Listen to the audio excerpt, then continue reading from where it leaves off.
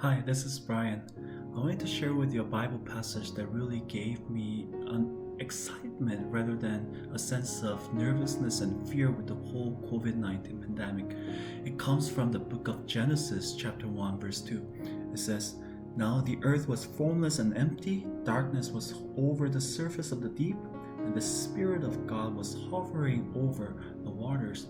I look at the very beginning of the earth and the current situation with the whole pandemic and see so many similarities here.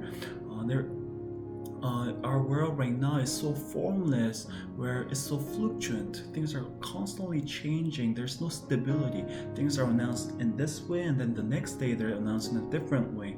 We're living in a time of emptiness, where we are just constantly being stripped of our social gatherings, of our love, our peace, of our joy. We're being stripped of our plans and our future. Not only so, we're living in a time of mass darkness. We're living in a time of uncertainty. We don't know what's going to happen next. We're living in a time of hopelessness. But in the midst of all this, the good news is that our God is most creative when things are most disastrous.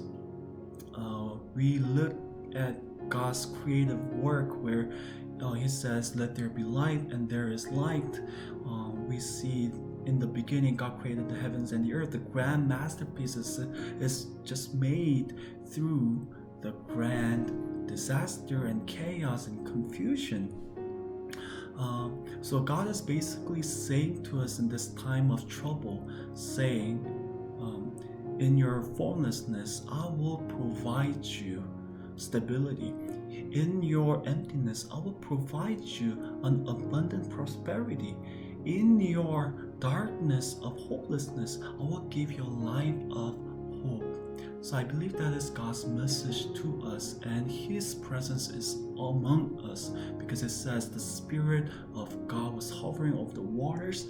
Just as so, the Spirit of God is hovering over the whole chaotic confusion of COVID-19 pandemic here. Not only so, I believe that God is also inviting us to His creative work, for us to be creative with Him. I've been seeing so many Christian movements as well as secular businesses and corporations just hand in hand being creative in their works.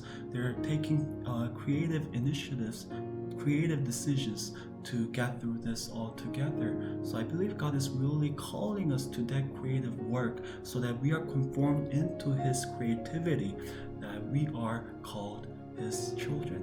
So I do invite you to be creative in this time of mass confusion, to be excited rather than to be nervous and fearful for the things that God will do, the new things that He will do in and through us.